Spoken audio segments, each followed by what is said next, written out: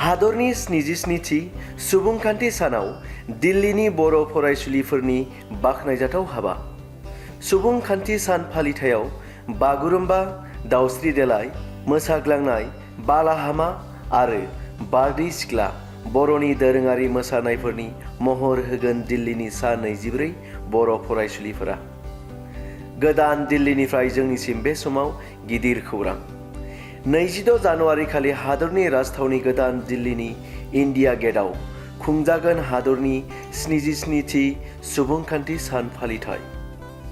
फालिथायनि हाबाफारियाव गासै 25,000 मोसाखावरिफोरा गाव रायजोआरि क्लासिकेल आरो फल्क मोसानायनि महरफोरखौ दिन्थिफुंगोन थेम सं बन्दे मातरमनि गेजेरजों।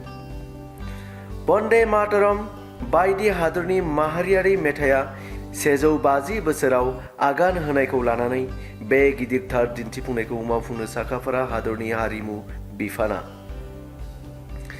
गोग्गाथाव बे दिन्थिफुंनायाव बाहागो लानानै बर'नि दोरोङारि मोसानायफोरनि महर होनो साखाफारा दिल्लीनि गुबुन गुबुन मुलुगसोलोंसालिनि फरायसुलिफोरजों लोगोसे बड'फा सुपार 50 बिथांखिनि गासै सा 24 बर' फरायसुलिफोरा।